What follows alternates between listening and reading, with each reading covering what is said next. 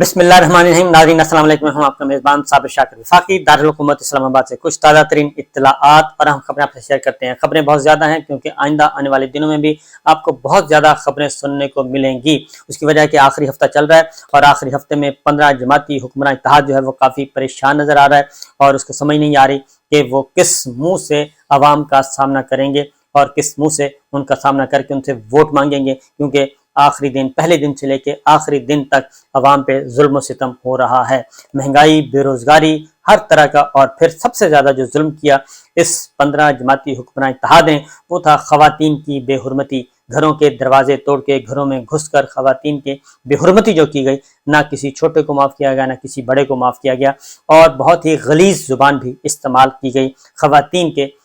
घरों में जाके ख़वातीन के साथ। और इस तरह की बहुत ज़्यादा अफसोसनाक और कर्बनाक मनाजर देखने को मिले इन 15 महीनों में। बहरहाल अब जो चीज़ें हैं वो समेटी जा रही हैं और जब ज़मीन से वो पाँव के नीचे से इक़्तिदार जो है वो खिसकता हुआ नजर आ रहा है, अब ये सटपटा रहे हैं।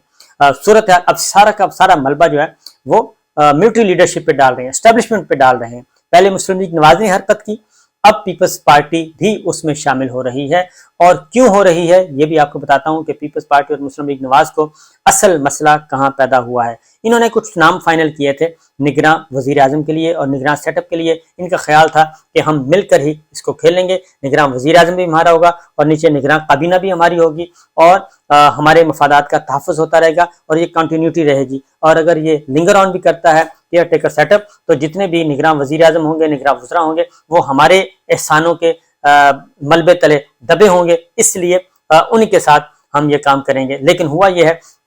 कि आर्मी चीफ आसिम मुनीर साहब ने और मिलिट्री लीडरशिप ने, मिलिट्री एस्टेब्लिशमेंट ने निगरां हुकूमत का जो इनका एक प्लान था वो सारे का सारा रद्द कर दिया है। जो इन्होंने नाम दिए थे निगरां वजीर आजम के लिए वो उन्होंने रद्द कर दिए हैं। उन्होंने कहा कि ये तो नहीं हो सकता, निगरां सेटअप हम लेके आएंगे और आप सिर्फ उस पर मोहर तस्दीक सब करेंगे, आपका ऑफिस आपका इस्तेमाल होगा और बाकी सब काम हम करेंगे। ये हो चुका है, इसलिए अब गुस्सा जरा थोड़ा सा ज्यादा आ रहा है और वो इसलिए आ रहा है कि अगर निगरान सेटअप इम्तिहान से निकल गया और फिर इनके पल्ले क्या रहेगा, क्योंकि इन्होंने तो सोचा हुआ है कि सारे के सारे आपस अभी से इलेक्शन का नतीजा जो है वो तैयार करके बैठे हैं। पीपल्स पार्टी आप इतनी ले लेना, मुस्लिम लीग नवाज आप इतनी ले लेना, ये सीटें मौलाना साहब की हैं, ये सीटें ANP की हैं, ये MQM की हैं, ये काफ लीग की हैं, ये सारे का सारा सेट करके बैठे हैं। लेकिन हकीकत यह है कि अभी तो हनूज दिल्ली दूरस्त और होना यह है कि लड़ते लड़ते हो गई गुम सबकी चोंच और सबकी दुम। असल में होना यह है, हुआ यह जी कि पहले तो इमरान रियाज खान और इमरान खान पे पाबंदी और इमरान रियाज खान का मिसिंग होना, ये मरियम औरंगजेब साहब ने ये इल्ज़ाम लगा दिया मिलिट्री एस्टेब्लिशमेंट पे कि जी ये वो जाने और उनका काम जाने, इसमें हम नहीं। अब एक और इल्ज़ाम भी धर दिया गया है एस्टेब्लिशमेंट पे और वो ये कि जो पाकिस्तान तहरीक इंसाफ पे पाबंदी का एक कानून ला रहे थे और वो बिल पकड़ा गया और फिर चेयरमैन सेनेट सादिक सिंजरानी साहब ने उसको ड्रॉप किया और उसमें अंदर से ही आवाज़ें उठना शुरू हो गई। जमात इस्लामी ने अपोज कर दिया, PTI ने अपोज कर दिया, उसके बाद आपके JUI ने अपोज कर दिया। जब ये हुआ तो अब पाकिस्तान पीपल्स पार्टी मुस्लिम लीग नवाज पे इल्ज़ाम लगा रही है, मुस्लिम लीग नवाज पीपल्स पार्टी इल्ज़ाम लगा रही है कि नहीं ये बिल हमने नहीं पेश किया था, ये तो पीपल्स पार्टी ने किया। पीपल्स पार्टी कह रही है नून लीग का बिल था और कहां से आया, ये कहते नहीं हमें तो पता ही नहीं ये कहां से आया, पिछली हुकूमत का बिल था। ये इतने सादा लोग हैं, इतने सिंपल लोग हैं और ये बाकायदा एक प्रोसीजर होता है, एक ज़ाब्ते की कार्रवाई चलती है, उसके बाद ये बिल जो है वो ईवान में पहुंचता है, उसमें ब्यूरोक्रेसी इन्वॉल्व होती है, इनका अपना स्टाफ, अपने अफसर इन्वॉल्व होते हैं, वो बताते हैं और एजेंडा तय होता है। इस तरीके से अब पाकिस्तान पीपल्स पार्टी, क्योंकि मलक शहादत अवान साहब जो हैं वो वजीर ममलिकत बराए कानून पीपल्स पार्टी के हैं, वो मैंने गलती से नून लीग का कह दिया था, तो शरी रहमान साहबा ने इसको डिफेंड किया था कि नहीं बहुत अच्छा है, पार्लिमानी लीडर्स की मौजूदगी में इसलिए पेश किया गया है कि पार्लिमानी लीडर्स भी देख लें और कायमा कमेटी को हम इसलिए नहीं पेश कर रहे कि वो डिले हो जाएगा और वक्त बहुत कम है, इसको बहुत जल्दी मंजूर करवाना है तो ये लैप्स कर जाएगा। ये सारी बातें उस वक्त की गई थी। तो अब पीपल्स पार्टी एक ड्रामा कर रही है कि जनाब शेरी रहमान साहबा की सरजनश हो गई, मलक शहादत अवान साहब की सरजनश हो गई, पीपल्स पार्टी ने कर दी, बिलावल साहब ने कर दी, जरदारी साहब ने कर दी। ऐसी बात नहीं है, असल में ये खेल खेलना चाह रहे थे और ये पकड़े गए। ادھر سے وزیر قانون اعظم نذیر تارڑ صاحب آئے ہیں، انہوں نے کہا جی اس بل سے تو ہمارا کوئی تعلق ہی نہیں ہے، یہ تو بل ہم نے مستقل طور پہ ڈراپ کر دیا، یہ تو لیڈرشپ کی مرضی کے بغیر آیا تھا۔ تو یہ حال ہے۔ اب اعظم نذیر تارڑ صاحب اس سے دوڑ گئے ہیں، جبکہ یہ دونوں کا ملی بھگت پلان تھا جو کہ اس وقت پکڑا گیا جب یہ وہاں پہ پیش کیا گیا بل، اور سینیٹرز نے جب شور مچایا، پی ٹی آئی نے، جماعت اسلامی نے، جمعیت علماء اسلام نے، کیونکہ یہ تو ایک ایسا قانون تھا کہ کسی وقت کسی بھی سیاسی جماعت پہ، کسی بھی مذہبی تنظیم پہ پابندی عائد کی جا سکتی تھی، کہ تھوڑا سا احتجاج ہوا، لانگ مارچ ہوا، دھرنا ہوا، تو انہوں نے کہا جی یہ تو تشدد کی کارروائیوں میں ملوث ہیں، لہٰذا ان کو تو بین کر دیں۔ تو لہٰذا یہ ہو سکتا، اب یہ سارے الزام اس لیے لگائے جا رہے ہیں۔ اصل میں غصہ کیا ہے؟ اصل میں غصہ یہ ہے کہ وہ یہ ہے جناب کہ کیئر ٹیکر سیٹ اپ، اس پہ لڑائی بڑھ گئی ہے، اور نہ صرف لڑائی بڑھ گئی ہے بلکہ حالات کافی پیچیدہ بھی ہو گئے ہیں، اور اس میں جو پہلے نام تھے سارے کے سارے ملٹری لیڈرشپ نے وہ کر دیا ریجیکٹ۔ اب ان کے دوبارہ اجلاس ہوا ہے، اور دوبارہ اجلاس ہو رہے ہیں، اور ان اجلاسوں میں دوبارہ سے نام زیر غور آ رہے ہیں، اور اب یہ کہا جا رہا ہے کہ جو 5 نام پیپلز پارٹی اور مسلم لیگ نواز فائنل کرنے جا رہی ہے، اس میں دو ہیں پنجاب سے، ان کا تعلق ہے، اور 2 پنجاب سے ہیں، ایک سندھ سے ہے، ایک بلوچستان سے ہے، ایک خیبر پختونخوا سے ہے۔ تو زیادہ تر جو چانسز ہیں وہ سندھ کے امیدوار کے ہیں، کیونکہ سندھ کے امیدوار جو ہیں وہ ٹیکنوکریٹ بھی ہیں، اور تھوڑے پولیٹیشنز بھی ہیں، اور وہ ماہر معیشت بھی سمجھے جاتے ہیں، تو ان کا نام زیادہ لیا جا رہا ہے۔ اب ہوا یہ ہے کہ ملٹری اسٹیبلشمنٹ نے کہا ہے کہ ہم نام آپ کو دیں گے، آپ اس کو پروسیس کریں گے، اور اس سے زیادہ آپ نے کچھ نہیں کرنا۔ تو لہٰذا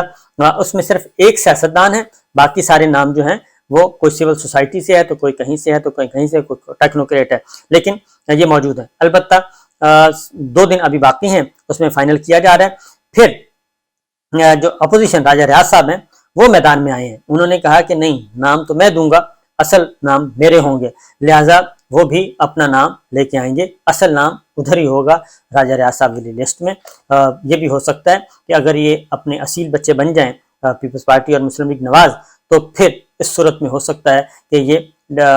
جو ہے نام جو ہے وہ پیپلز پارٹی اور وزیر اعظم صاحب کی طرف سے آئے، اور ان کی لسٹ میں وہ نام آئے۔ تو بہرحال یہ چیزیں ہو رہی ہیں۔ اب نگراں سیٹ اپ جو ہے وہ سارے کا سارا کھیل ان کے ہاتھ سے نکل چکا ہے، اور ملٹری اسٹیبلشمنٹ جو ہے وہی فائنل کرے گی، وہی سب کچھ کرے گی، اور بھی بہت کچھ ہونا ہے۔ ابھی تو ابتدا ہے، انتظار کیجئے، کیونکہ 15 جماعتی حکمراں اتحاد جو وہ سوچ کے بیٹھا تھا، جو پلان کر کے بیٹھا تھا، وہ شاید اب نہ ہو سکے، اور مکمل طور پہ نگراں سیٹ اپ جو ہے وہ راولپنڈی کی مرضی سے آئے گا، اور انہوں نے ہی معاملات کو پھر آگے لے کے چلنا ہے۔ اور اس میں الیکشن کمیشن آف پاکستان جو ہے راجہ صاحب، اس کو بھی تھوڑا سا پریشانی کا سامنا کرنا ہوگا۔ تو بہرحال آگے بڑھتے ہیں جی۔ کچھ اور عمران خان صاحب بہت ان کو گھیرنے کی بھی کوشش کی جا رہی ہے، لیکن ساتھ ساتھ وہ فرنٹ فٹ پہ کھیل رہے ہیں، وہ کسی قسم کے پریشر میں نہیں آ رہے عمران خان صاحب، اور اپنی پاکستان تحریک انصاف کے ساتھ جس نے ان کے ساتھ دغا کیا، دھوکہ کیا، وہ ان سب کو فارغ کر رہے ہیں۔ کچھ عرصہ پہلے تک خیال تھا کہ عثمان بزدار صاحب کے بارے میں ان سے پوچھا جاتا تھا تو وہ عثمان بزدار صاحب کے بارے میں سخت زبان استعمال نہیں کرتے تھے، وہ کہتے تھے کہ ان پہ پریشر بہت ہے، لیکن اب جو ہے مزید کارروائی کرتے ہوئے